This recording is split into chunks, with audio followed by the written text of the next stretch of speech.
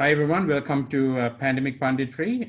Thank you for joining our lamb, mutton, mince, and foie gras, all cruelty-free panel this morning, evening, and afternoon, depending on where in the world you are.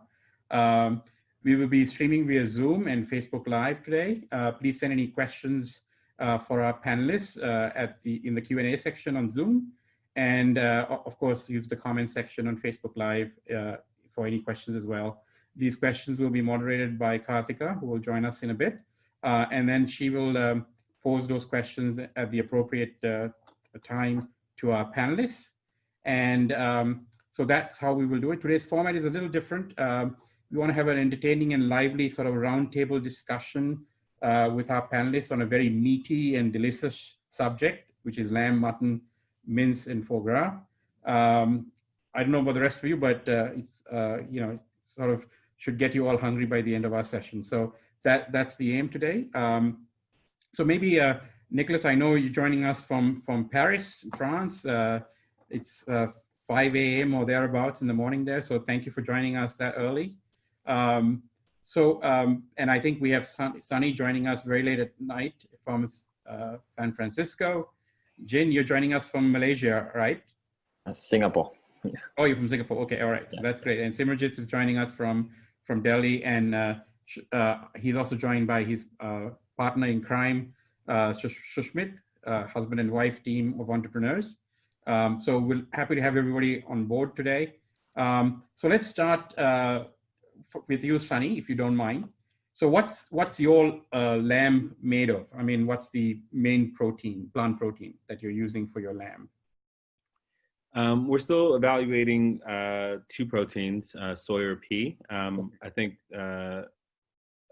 just stepping back one level up, I think what makes us unique is in terms of flavors. So a lot of the first generation of plant-based alternatives really benchmark to domesticated animals. So, animals to the beef to the domesticated cow, pig to the domesticated swine. And essentially what you're doing is you're benchmarking to an inferior product because the cow that we domesticate, the pig that we domesticate isn't made for taste. It's made for like reproduction, speed of growth, resistance to antibiotics. So we decided to benchmark to wild and heritage animals. So this is sort of like the lamb or sheep, essentially your grandfather would have ate. That's sort of our key difference. With regards to the texturized protein that we use, that's sort of like what do the customers want? How can we best achieve that? And how can we get the best texture? But we're not beholden to any one sort of protein source. So when you're benchmarking this to a particular sort of taste profile, the heritage meats that you're talking about, so how do you do that? I mean, do you have a panel of people who taste the plant-based versus the heritage meat to see where you're on the spectrum? It's more so based off of, it's a little bit more scientific than that. So the first thing that we do is we take the piece of meat and we understand the volatiles that are dissipating off. And what you essentially end up with is like thousands of compounds. And for the first couple of animals we were doing this, we did it through a little bit more of a brute force. Like, okay, now that we have like 1,000 compounds, which one of these are actually important? And then, we would do this A/B testing, but like actual meat versus ours based off of the different sort of compounds that we put inside. What we quickly realized is that's not a smart way of doing it. And this is sort of a perfect big data problem. So as we sort of add more data to understanding which compounds are important for particular animals, the next animal, that fog of war is lifted and you get to like triangulate which 100 compounds really matter. And then you add more data, which 50 compounds really matter. So it's a bit of science, but at the end of the day with food, I think like, we forget, but the human organs are so advanced that you don't have like a digital nose that could just smell and say like, use this ones, right? So that's the methodology in a quick nutshell. Oh, wow. So it's a combination of sort of using sophisticated technology to sort of create a benchmark, whittle it down, and then ultimately, obviously, you human testing or tasting, sorry. Exactly. The matches up. So that's great. Jin, joining us from Singapore, what's your product, the mince, made of primarily, or what is it? A soy based? Yeah. Hi everyone. My name is Jin. I'm one of the co-founders for Future Foods. So our product is actually called Future Mince. which is designed to looks like, smells like, tastes like, and cooks like the real minced pork. And in terms of our ingredients, actually we are using quality protein sources such as like non-GMO soy, chickpea, pea, and rice protein, because we want to create a more complete protein profile for our customers. And what's unique about us is that we really go deep and understand what makes like pork so well liked, especially in the Asian community. It's actually simply because of that like fatty mouthfeel within the minced meat. And using our proprietary metrics of processing technology of incorporating actually rice into our future blend, we are actually able to create the emulsification through interactions within the proteins and fats in our product, which actually gives it that very nice additional fatty, juicy mouthfeel to the product, which mimics the fats within the real minced meat. So this combination of lean and fat actually delivers a really rich mouthfeel quality in every bite of our future meats. Oh, wow, wonderful. Yeah. Okay, Simarjit, I know you have a whole range of meats that you manufacture. I mean, everything from fish to mutton to chicken. Give a little bit of sort of your story. I know that it's a pretty interesting one. So maybe if you can spend a few minutes and let us all know what's special about what you do. Yeah, hi all.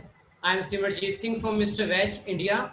So we are making a plant-based meat, plant-based chicken, and a fish.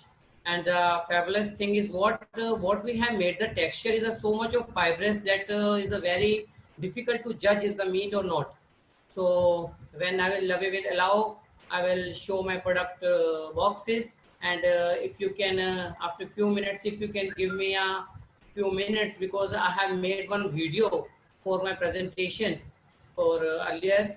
So that will show my story from where we started and where we are now and where we'll go. And the product right now we are making with soy and wheat protein. We have our own extrusion facility and we have our own factory. And we are making ready to cook product, ready to eat products. And we have a special purpose machinery for fish making, because I was into automobile industry before 2012. So I have a keen knowledge of engineering. So because of that knowledge, I changed the whole extrusion according to me, and I self-developed the whole fish line to create. So this is a wonderful thing we have done. So we will show you our products photos and all. So thank you. Great. Thanks, Simarjit. I have to admit that from everybody on the panel, the only food I've actually tried and tasted is Simarjit's. He has an ambient, ready to eat, like a mutton curry, and it was just absolutely unbelievably good. Spicy as hell, but it was so good, right? So I actually tried it. It's an ambient product. All you have to do is dunk the bag in boiling water, and then you have food to go, already prepared. So that was there. So Nicholas, I hope you had enough coffee. I see dawn is slowly creeping up on the out of your window. So you have something a little bit different from everybody else, right? So foie gras, I remember the last time I was in Paris, I think I ate it almost every day.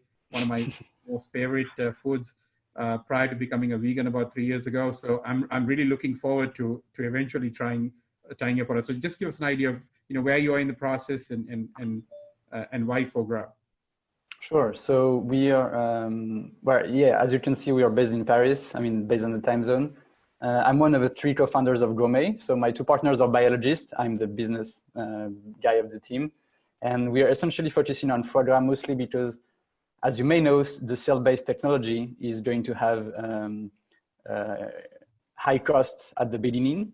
And we think that it's better to have significant market shares and target a product where there's a real market need for a cruelty-free alternative than take very small percentage of a big market, let's say chicken nuggets or pork sausages or whatever. So we think it's the smartest move for a cell-based meat company in the first phase of the industry to target a very premium product. And in the case of foie gras is actually a very fatty product. 60% of the product is fat, and fat is arguably the animal fat is arguably the missing piece between plant-based alternatives and real meat products. And so if you target a very fatty product using the cell-based technology, then you have a higher chance of being super close and even identical to the real product, because you're leveraging this very specific animal ingredient, animal fat, to make the product as flavorish and as tasty as possible. So this is really our angle. And obviously the investment and the energy that we spend on building this technology platform is so huge that we couldn't stop only at foie gras. So foie gras is only the beginning of our journey. And we want to use our cells as a very flavorful ingredient to develop other meat alternatives. So we are looking at the step 2 on hybrid products. So products where you'll have a small percentage or higher percentage of cells, of animal cells, combined with plant-based products to compensate what the cells do not bring, whether it's the texture or the flavors. And this is really the step 2 that we are looking at. But for the first years of the company, we'll be focusing on this premium delicacy that is being banned in most regions of the world. So 17 countries have already banned the production of foie gras. So yeah, people are actually waiting for our product, because even beyond the vegan and the vegetarian community, foie gras is maybe the #1 product, especially in France or in Spain, that you ban, even though you're not a vegan or a vegetarian, because there's a big problem within the way it's produced. So your culture is you're culturing duck egg cells. If I yeah, we start from duck egg cells. So these are called stem cells, essentially cells that can specialize into any cell type. They are in the egg, the duck egg, and they will essentially become the whole body of the duck. So in our case, the end product, the end cells that we're working with is liver cells. So they're called hepatocytes. And one big piece of our technology is to specialize the stem cells into liver cells. So reproduce that process that happens within the egg, where essentially the body of the duck is being formed, and the stem cells become liver cells or muscle cells or fat cells. In our case, we're really specializing on the liver cells specialization. Okay. And how long between now? I mean, I know you just started. So what is your target for sort of having a product out there? 5 years from now? We started the company about 10-12 months ago. So that was spring 2019. So as any cell-based company, we are not in the market next week or within the next 6 months. It's a bit hard to commit to a specific launch date, mostly because there's a regulation process that could take up to between, 8 to 12 to 16 months. In every regions of the world, these products are not yet ready to go to market from a regulation perspective. So we still have to work with the regulators, whether it's in the US or even in Europe. So let's say within the next 2 to 5 years, that's where you will see the first products in the market. It really depends also on the scale. Of course, if you're looking at providing foods for 5-10 restaurants in California or in Paris or in Singapore, then this can happen earlier than this. But if you're looking at the scale that people can actually buy the product in hundreds of restaurants or even in small scale supermarket, that's mostly 3 to 5 years. Okay. And Sunny, so where are you? I mean, are you still in the R&D stage, or when do you? No. Okay. Yeah, we're done with the R&D stage. We're planning on launching in 2 months' time in the Bay Area and in LA. So super excited about that. We've done test runs with people, and we benchmarked ourselves against a lot of the other plant-based products out there, and people are like blown away. So we've had comments like, I've been a vegan for 12 years and I've tried every plant-based meat out there, and like I've never tasted anything like this. So it's been really exciting about the feedback, and we, based off of research from Intel, it makes a lot of sense. Taste is the #1 factor that people look at with regards to plant-based alternatives. They say it's environmentalism, they say it's like animal welfare, but at the end of the day, if it doesn't taste good, no one's going to eat your product. And so for us, it's been super exciting to see that change in people's faces when they eat something that put a lot of hard work into. And so in 2 months you'll be able to catch us in LA and SF. Visit blacksheepfoods.com or Black Sheep Food. We own that domain name as well, or redirect you, and keep an eye out. So is it going to be in a minced form, or is it going to be a patty, or I mean, what is the? We have both. We have ground and we have burgers. We also did a survey. What we found, now that the pandemic's going on and I'm sitting at home, convenience is the #1 factor. So I have a bunch of Beyond and Impossibles and Black Sheep burgers in my fridge or freezer. And anytime I want to eat something, I move it to the fridge and I just cook them up. And it's so much easier than like if I had a mince. Because with the mince, you have to then like plan what the hell do you want to create. You have to make ragu. Like it's just like a huge bar. So what we realized, and I don't know how to, you know, with OmniPork, I don't know how this plays in Asian countries because obviously we're not there. But in California, what we found is we did a bunch of surveys. We had 150 respondents, and they all said like the number one thing was burgers. The number two thing surprising was meatballs, which now makes sense. The number three thing was kebabs, and the last thing was ground. So we were actually going to launch with the ground product, but then seeing that overwhelming support for convenience, which again, a lot of sense. You have kids running around, you have work to do, you want to be able to throw something on a pan, put it into bread essentially, and just eat it, right? And so launching with both a burger and ground product, quickly hopefully following it up with meatballs and other highly convenient products. So is there I know that Simranjit sort of tracked this a bit.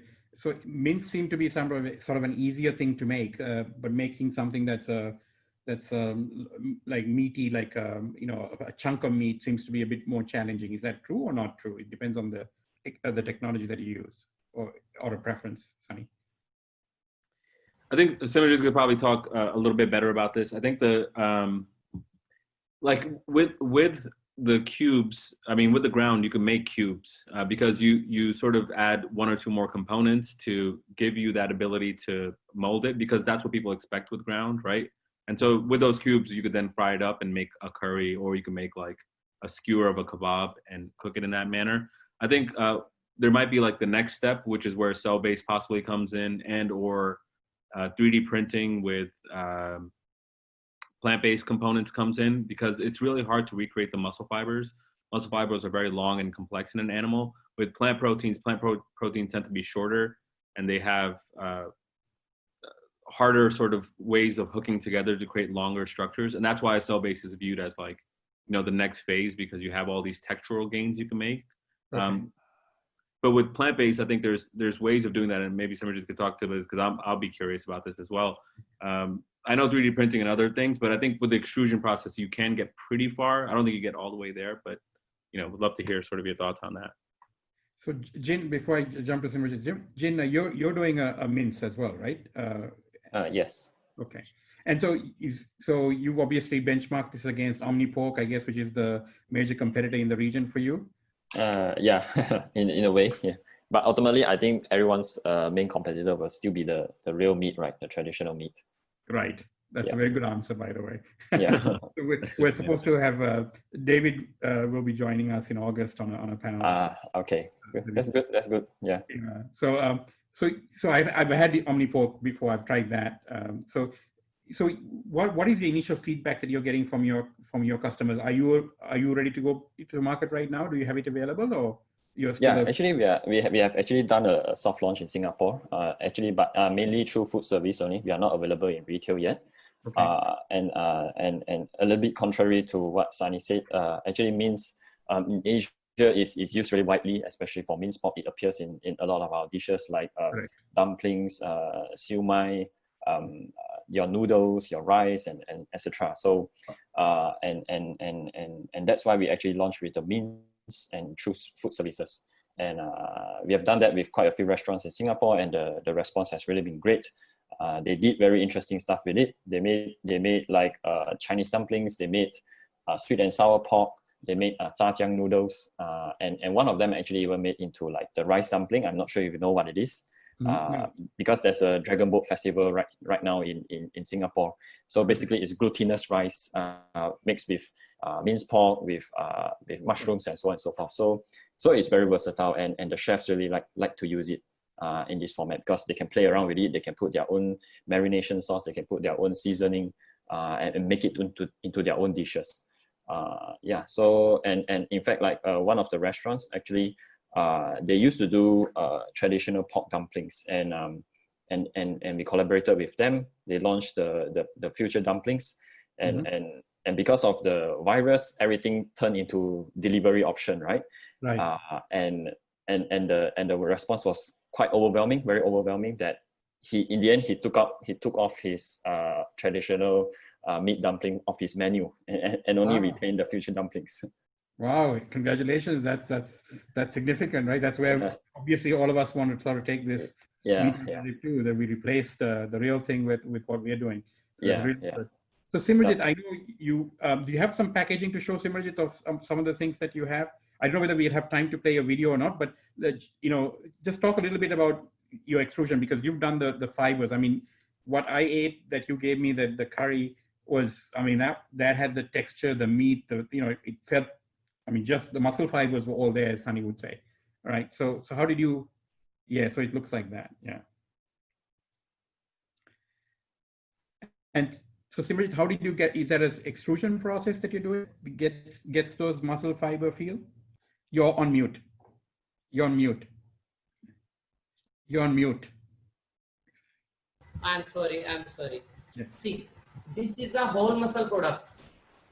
Whole muscle product. Okay. And this is a minced one. Okay. And this is what is a fish. Okay. Fishless pomfret. Okay. And this is that ready to eat product. Okay. So that's the meatless curry is what I think what I had. Which I sent to you. See, yes. This is made by this only. That's okay. So, you turn it into a prepared or already prepared food. Yes. Okay. So the main product is come by the extrusion process. I have a extrusion of high moisture extrusion and low moisture extrusion too. So the minced one is like when the products come out from the extrusion, and after the product comes in this form. Okay. And the product comes in this form. Okay. So using a mincer machine, we make the minced product like this. Using the mincer machine, because from the extrusion, minced product doesn't come. But we can get the minced product directly from extrusion also. For that, we have to change the extruder settings, extruder dies, and some technical things we have to change in extrusion. So we can get the direct from mince material from extrusion also. But here in India, because the burger is not a hero product in India. Like if we talk about the Beyond and the Impossible, they are the basic product. They are the hero product is a burger patty. But Lavi is here in India, and Sunny, I think you are from India. So India in burger patty is not a hero product in India. And in India, we need like a whole muscle product. In India, we need chicken tikka. In India, we need butter chicken. In India, we need tandoori chicken. There are lots of variety of chicken and mutton in India. So we decided to go with a whole muscle meat. So making the burger patty is not a big task for us, because like you said, in the minced form, by using the minced form, we can make any product like sausages, like the burger patty, and other so many products we can make. But making the whole muscle meat is a very big task, because right now extrusion process is a very difficult process. Because if you buy the extrusion from the Buller and some other company, there is millions of dollars they charges for extrusion. But we didn't buy it from them. We buy it from some other country, and we bought in India and did so much of R&D and changed the extrusion, and now these products come. If you allow me to share the screen, I can show you the exactly fibers of the. Yeah, just people what you, so because you're a mechanical, auto mechanical sort of background, you actually modified the original machines to create this muscle extrusion process. Is that correct? Yes. Okay. Machine is of a whole muscle meat only, but in India, like in whole the world, all the crops have a different moisture, all the crops have different protein value, because if in India, if you match the Indian soya and US soya, there is so much of difference in it. Jin can, right. Because Jin is from Singapore, if he is using the soy product, he know, like the raw material also have a different nutritious value around the world. So this is a very big task.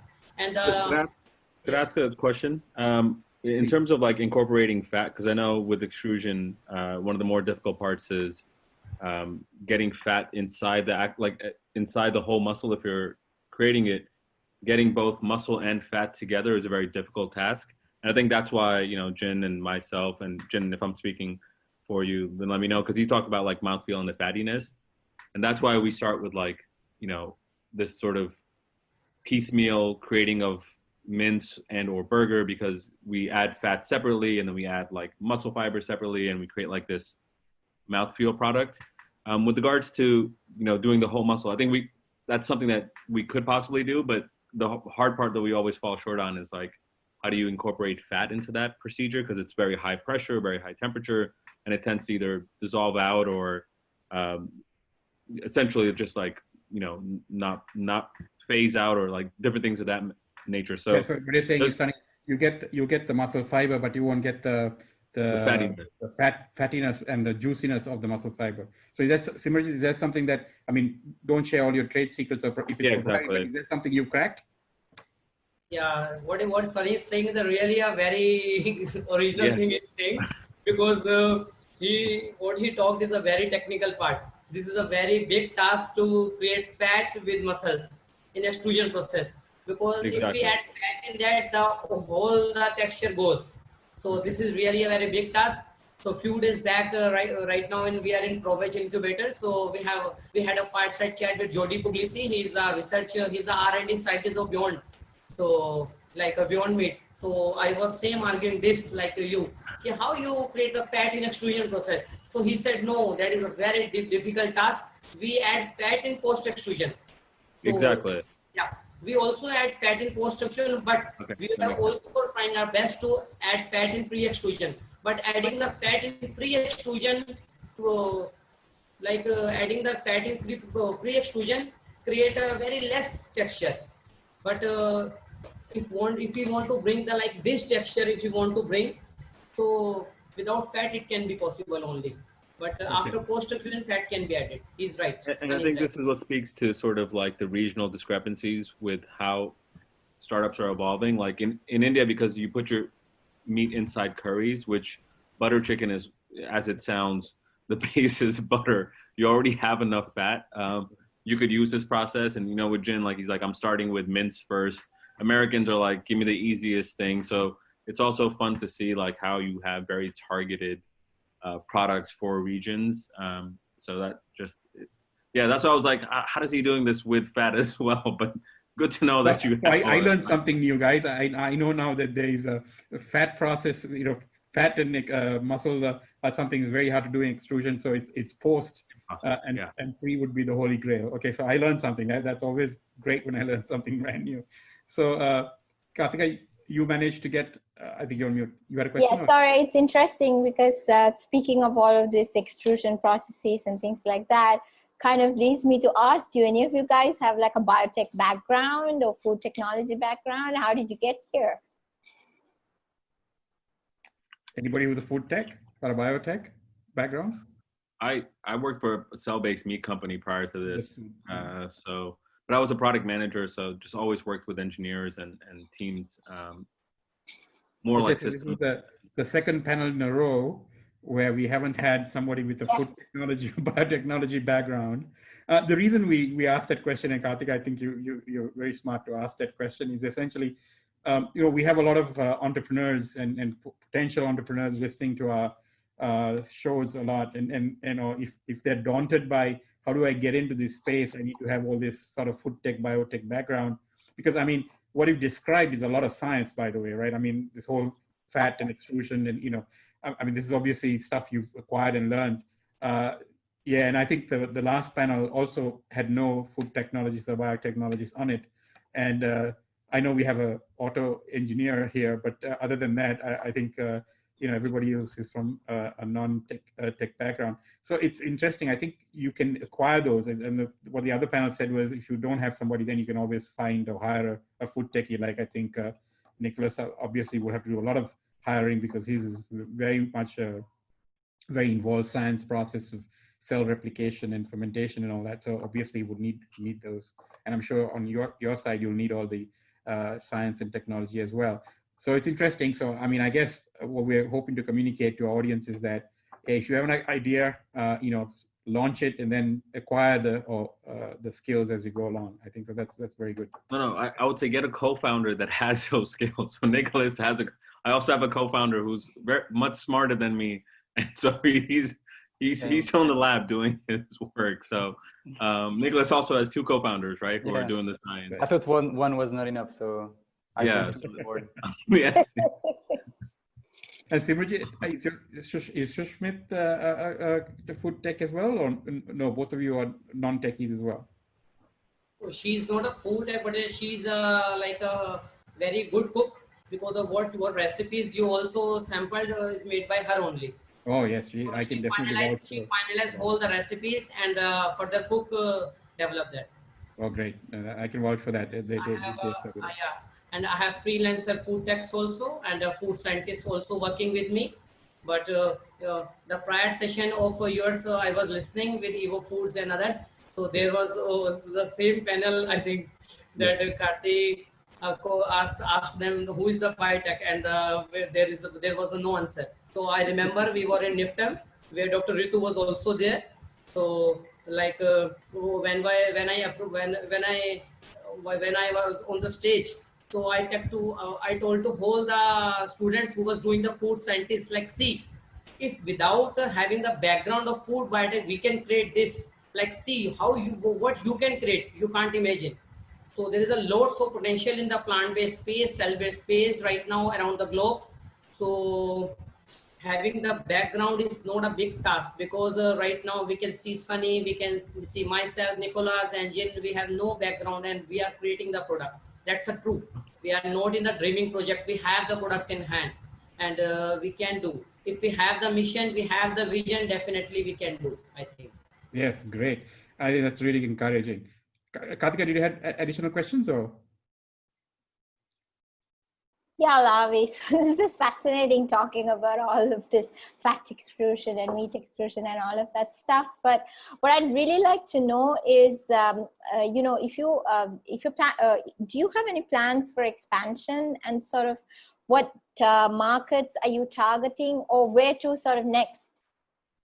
Anybody in particular, Karthika? Or? Yeah, Sunny, do you want to go first? Or?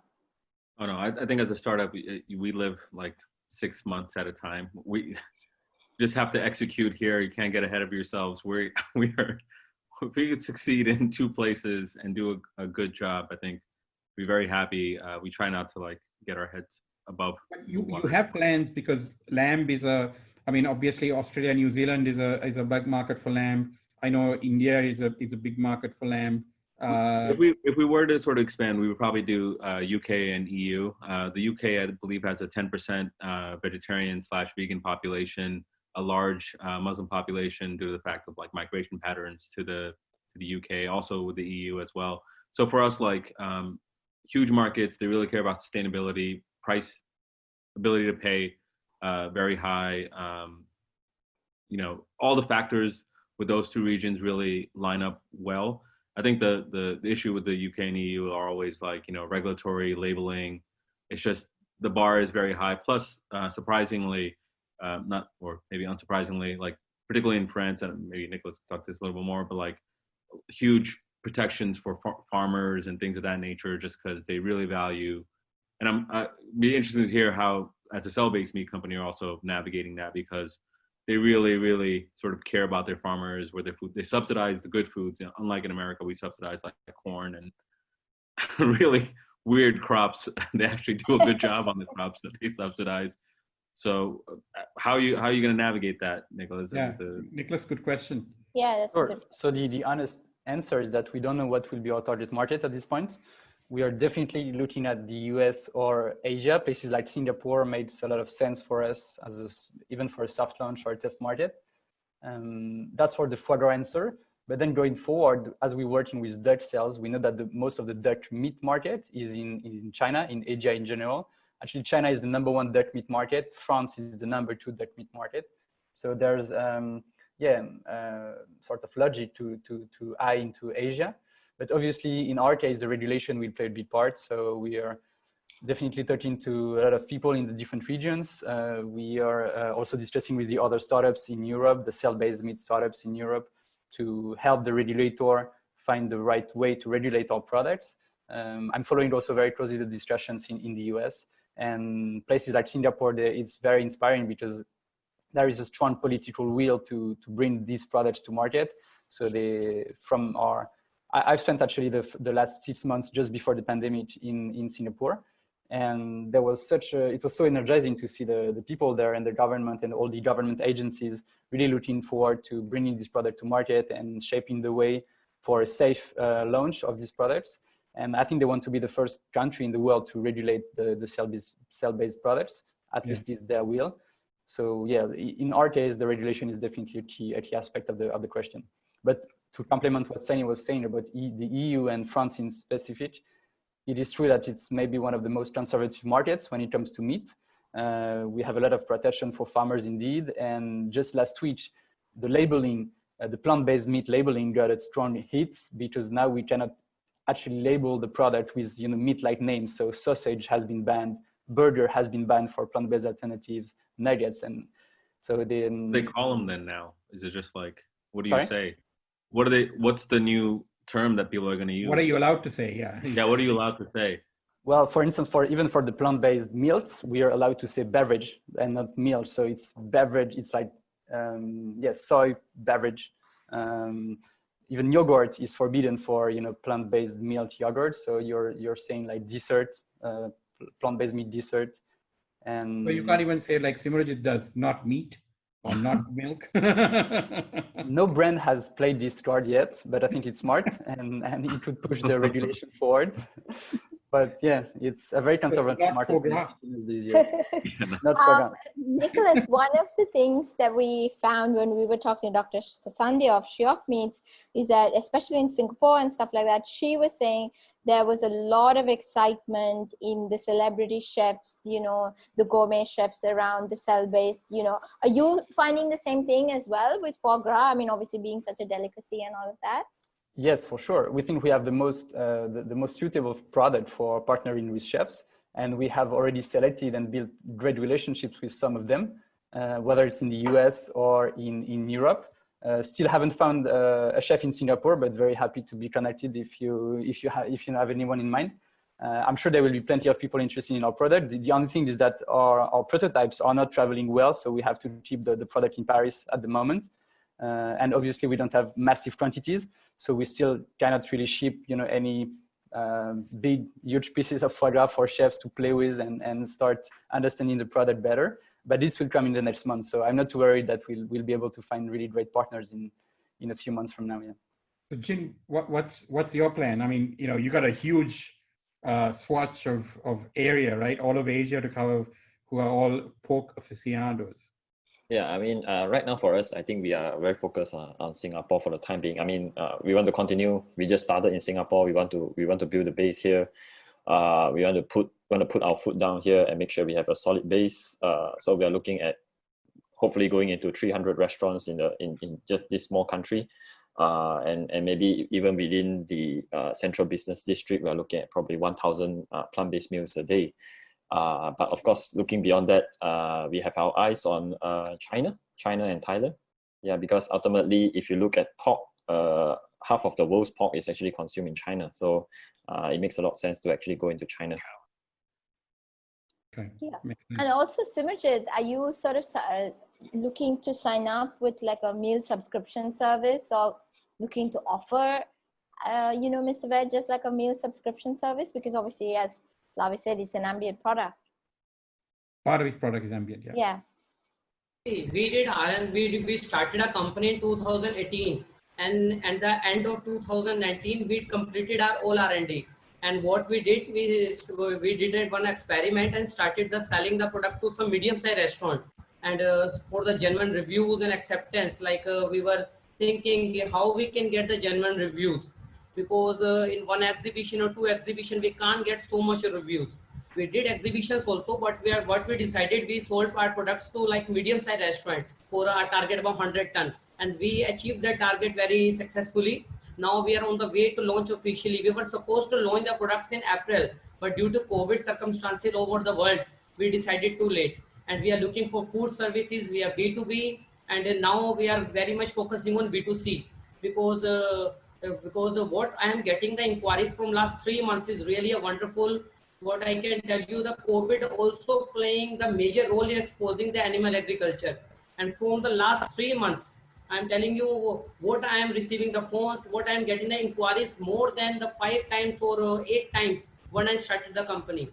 So we are now focusing on the B2C also, but prior our focus was only B2B and food service. But now we are divided into, split it into 50%, like 50% would be like food service and B2B, and 50% would be B2C, because the situation everybody know around the world. So that's why we made these packages and all.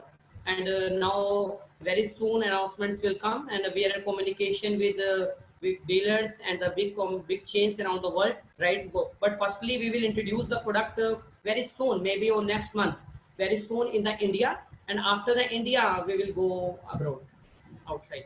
And so you and Simarjit, I think you have a frozen sort of product as well as an ambient product, correct? Yes, both we have.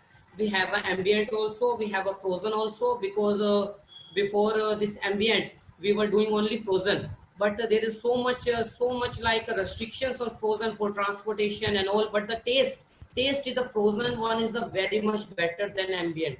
But but the so much we have the so much flexibility of using the product, flexibility of transporting. For like this is the ambient product. See, this is the ambient product. What we have to do, just like put in the boiling water or put it in microwave, and this is like I can put this product anywhere. More than 12 months is the life. But the taste of the frozen is a very much better than the ambient one. But we need ambient one, because we were targeting the mass public. So to target the mass public, we can't go in the frozen, because in India we don't have so much of like a big scale of frozen, because that's why we did R&D for the ambient 2 and the frozen 2. Now we have both the category of frozen and ambient. So Nicholas, yours is chilled, I assumed, because it's foie gras, and Sunny, yours is frozen. Jin, yours is frozen as well? Yeah, frozen as well. Okay. All right. It's just more, we sorry. sell it in the frozen to chilled. I'm sure, Jin, it's similar, where it's transported frozen. I think in the US you have better cold supply chains. Okay. But ultimately, it's sort of like the Beyond model, right? You freeze to chill, and then people take it home and cook it and or freeze it back. Okay. I know that all of you, Simarjit, you were a part of you're currently a part of an incubator. All of you have been a part of an accelerator. What's that experience? Was that a useful experience? Do you recommend that for entrepreneurs to do? Maybe Simarjit, you want to go first? Because you are from the ProVeg incubator, right? What ProVeg and what Big Idea Venture is doing for the startups is really a wonderful job what they are doing. Because when we get into ProVeg, and right now we know what the difference in our company is. We are getting so much of, not only I will say motivation, but the daily what they are doing for us. What the daily fireside chats, so much workshops, so like designing workshops, and there are marketing workshops, production workshops, and there are lots of things. And we also get a grant of 20,000 euros and a potential of up to 1,80,000 funding in the coming future. And what Big Idea is doing is really a wonderful job, because maximum of Indians and maximum of Asia they are targeting, and they have a 2 accelerator in New York also, and Big Idea also. And I think these both accelerators, both incubators are really a wonderful. What I highly recommend to must join the accelerator, because before joining the incubator, we were thinking like what we will do in the incubator, because we have done all the R&Ds, we have done everything. I think there is no need of, but that was our big mistake, that maybe if we didn't join that. But after the joining of ProVeg, really what our company is now is the very much change. That was the question I was going to ask you, because you did say that you had finished your R&D. So I was wondering, with a factory in place and a product, why an incubator? And I think you just answered that question. What about the rest of you guys? I mean, what do you have to say about being a part of an accelerator? Would you recommend that for everybody else? Yeah, I'd say if it's your first company, it's definitely a smart choice to join such a program, an accelerator program. In our case, Big Idea has been very helpful, and I think it's because of them also that we've met with you and are participating to this panel today. So thanks to them for this connection. And yeah, essentially they really position you in an ecosystem where you'll have plenty of connections, industry experts, mentors. In the case of BidID Ventures, I think they have somehow like 200 or something experts in the mentor portfolio. So just yesterday, I've donated to an expert in the regulation of cell-based meat in the US. I got a direct introduction, and I'm talking to this person in a few days. So yeah, I guess it's a matter of the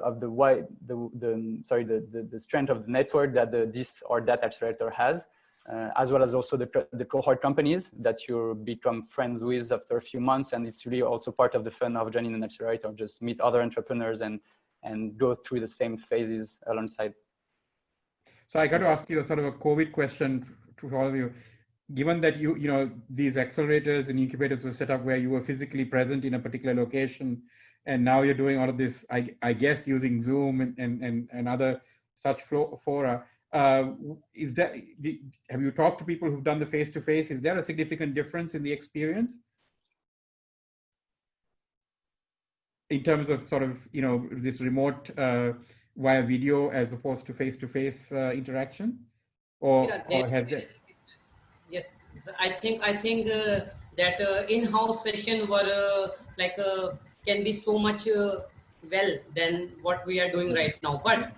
But if we see the situation around the world, right? Everybody, even we are sitting at the home and doing and not able to doing nothing, not able to doing anything. But if in this situation they are supporting the BigID and the ProVeg, in this situation, if they are really supporting the startups for plant-based and cell-based, that I think that's a really salute to them. Yeah, because I agree. Situation is, yes. I agree. Karthika, sorry. Yeah, Jin, I had a question for you. I think in a recent podcast, you'd also talked about how with the cell-based sort of pork, you can also reach the Islamic faith population, right? Can you talk a little bit through how you're planning to address that? Actually, I mean that's a really sensitive topic, right? Because I mean it has been for years, millennials, right? So many years that actually in their religion that they are not allowed to consume pork. But I mean this has always been brought up by a lot of people, right? They're curious. Hey, you are doing a pork, and it's plant-based, so can actually Muslims eat it? To be honest, I'm not in any position to say it because it's still up to themselves whether they want to eat or not. But from my point of view, at the end of the day, this is still a plant-based product. All my ingredients, every ingredient that I use is all plant-based, all halal certified. So, but it's ultimately still their choice. We don't want to go and force it down to them whether they want to eat or not. But it's very interesting right now. But I think at the end, to me, really, is still their choice, and whether they want to take it or not, it's all up to them. But as you said, it's all halal. It's obviously 100% plant-based. Yeah. I think you also have Buddhist-friendly in yours, or yes. So that's another way to market that. Yeah, I mean, I guess if a vegan can eat it. Yeah, exactly, right? Yeah. I mean, to be honest, when we launched this project, we didn't have the Muslim market in mind. It was more for the Chinese market because we wanted to replace traditional pork. We want to solve real problems because pork is consumed by Chinese and the supply has a lot of issues, especially due to disease like the recent African swine fever that actually wiped out more than 200 million pigs. So that was the problem that we wanted to solve. But of course, interestingly, along the way, people start popping up this question, and I mean, it's really up to them whether they want to eat or not. But it's not something that we are targeting right at this moment. Yeah. Just a follow-up question, Jin, and this could be quite naive, but when we were talking to Varun from the Good Food Institute, one of the things he was saying was how pork or mutton, especially in grassroots communities, can be seen as like a privilege, as like a meal that where you sort of achieved something. Is that the same sentiment in China? If yes, then how are you sort of going to replace that sentiment in the minds of your consumer? Yeah, actually you're right, because I think generally if you look at it, generally in not only in China but basically the whole of Asia, Southeast Asia, the people are starting to get more and more wealthy, right? And as a form of wealth, you want to eat more protein. Is a natural process.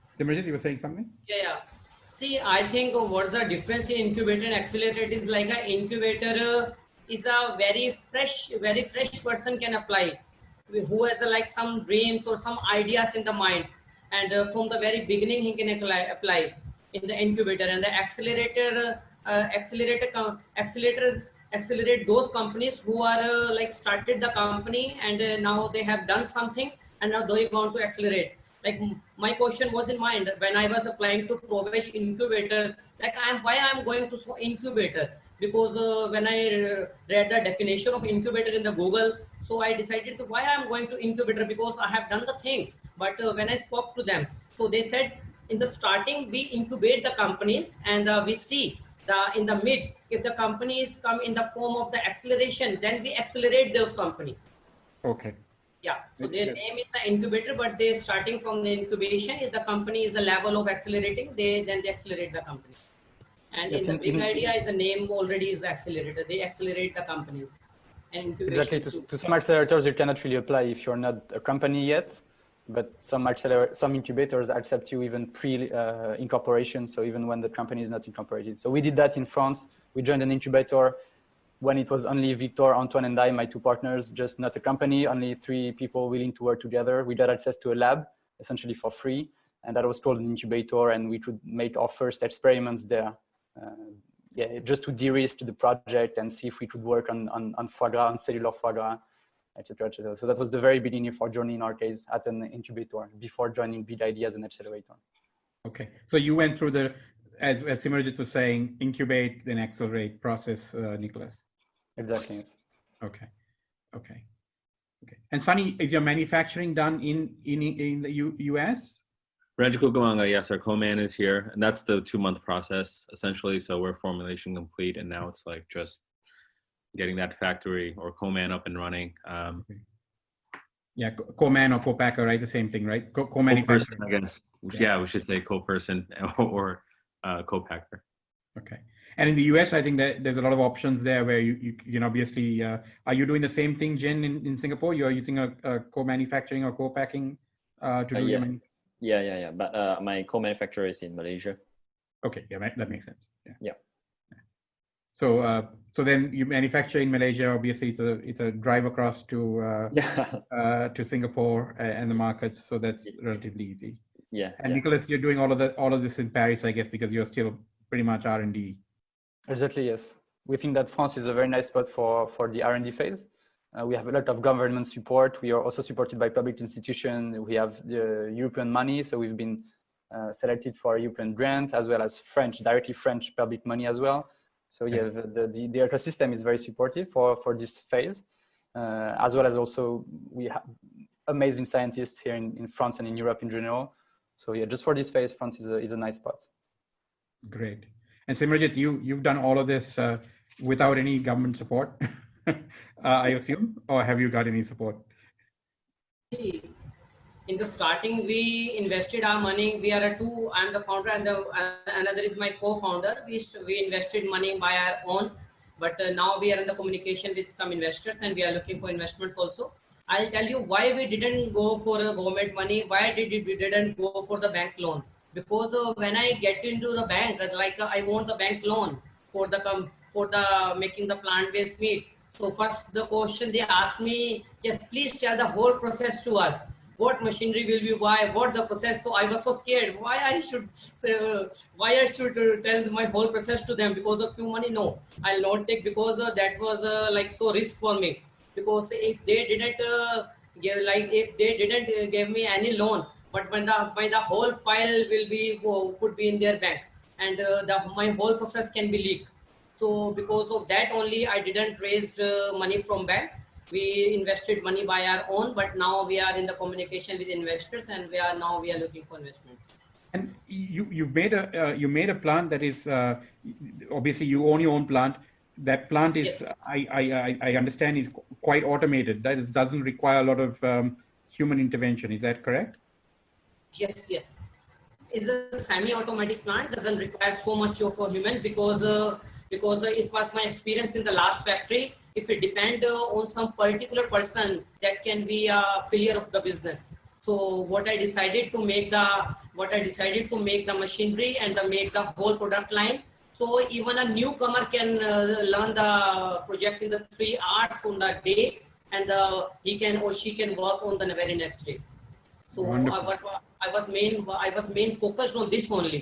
So that's why we did we were late on our R&D, because we are not depending on any specialized person. We can move our factory from here to US to Turkey to anywhere in the world, because what we have is here only, nothing else. So I think what I've enjoyed today is kind of the we've had a trans world conversation from one part of the world, from the coast of California all the way to Singapore, and in between. So thank you guys for joining us. At very early hours in the morning for you, Nicholas, and Sunny, very late at night for you, and then all of us are sort of in the middle there. But I hope this panel was useful for all of you as well. It certainly was enlightening for us. And Simranjit, what we can do is, if you share that video with Kartika, what we'll do is we will post that online as part of Pandemic Mandatory, and we will tag the recording of this talk to it. So it'll actually end up getting more probably views than if you were to have played it today. So we'll please share that if you don't mind with us, and we will and launch. And that applies to anybody else also on the panel. If you have any marketing promotional material that you want us to feature, we'll happily do that on Pandemic Mandatory and tag the recording of this session with that. So I think I've done already. I saw something that Nicholas had posted, and I had done that, but we'll do that a little bit more formally. If you guys would like us to do that, we're happy to do that on your behalf. Well, I've certainly learned a lot of stuff. I don't know about you, Kartika. Yeah, I definitely have. Words that I've never heard before, for sure. So thank you again for joining us. And we look forward to hearing about your future progress as you guys become billion-dollar companies in your own right. Don't forget us when you do that. And at some point, wherever, if we end up in Paris or in Singapore or Malaysia or California, love to taste your product at some point in the future. Yeah. See, I knew that was coming. When Lavi said, don't forget us, what he really means is use us as testers. Yeah, we're happy to be guinea pigs at any time. You can send samples and not a problem. Anytime. Hang out with people. Yeah. Yeah, please come. Sunny, do you have plans to go beyond lamb at some point? Yeah, so we have our next product. It's a Muscovy duck. So Peking duck, as I think Jen alluded to, Oh, wow. is sort of the duck that most people consume, but it's very, again, like kind of muted in flavor. So we found this really gamey, delicious duck. It's called Muscovy duck, and there's other like wild ducks that are even tastier. So we couldn't get them because we can't go hunting now to actually go get the biopsy. So we think it's a pretty tasty duck. So we're doing that, and we're thinking about which formats to put it in. We could obviously put it in sausages and stuff, but we're thinking, well, why not duck nuggets, like a ducket? Because it's like duck it, love it. I don't know, duck it. Love it. I love the marketing of that ducket. Yeah, the ducket would be a fun marketing thing. But yeah, so we're there's things that people are familiar with because you don't want to push them too far right now. But we think duck is a really interesting flavor profile.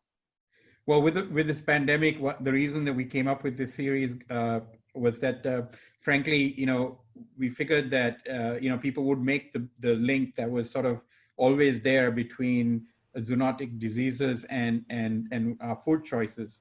So we said, okay, let's create a series called Putting the Planet on a Pandemic Diet. And what we wanted to actually showcase was that actually there are plenty of alternatives, and they may be nascent. Some of them are actually in the market, but there are a whole bunch brought on by entrepreneurs such as yourself that is coming. Everything from Muscovy duck to mince to foie gras to mutton and already pre-cooked food like Simranjit is doing. I mean, so the options are there, and you'll only get, I guess, more plentiful and more closer to the real thing. So, if you are thinking of putting the planet on a pandemic diet, I think the alternatives exist, and this panel today is certainly helped us on the meat side of things. So, thank you again, everybody, for joining us. Have a great week. Yep. And thank you. Navi, Karthik, for Thank you so much. such a wonderful session and giving us a beautiful friends like Sunny, Nicholas, and Jane. So thank you so much. I'm you. definitely friending you, my friend. I love your energy. So we'll create a LinkedIn group for all of you as well, so you can sort of exchange your because I think all of you are linked in with me, and I'll just create that so you can link in with each other and share ideas, right? Right. Right. Yeah. Great. Oh, no, I'm finding Simranjeet on my own. I'm seeking him out. Yeah, we love to, and we are open for any type of sampling. If you want to do any type of sampling for the news, for the white labeling also, we are open for any type of startups. Please. Thank you Fantastic. again, everybody. Thank you so much. Take care. Thank Bye-bye. you. Take care. Thanks. Take care. Bye.